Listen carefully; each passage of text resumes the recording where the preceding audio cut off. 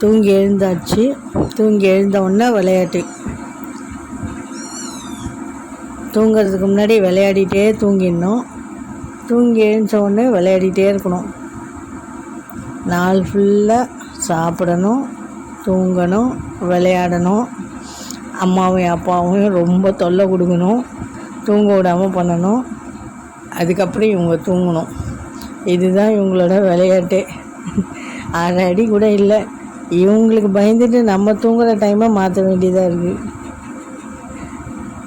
இந்த வீடியோ உங்களுக்கு பிடிச்சிருந்தா லைக் பண்ணுங்கள், ஷேர் பண்ணுங்கள், கமெண்ட் பண்ணுங்கள், சப்ஸ்கிரைப் பண்ணுங்கள்.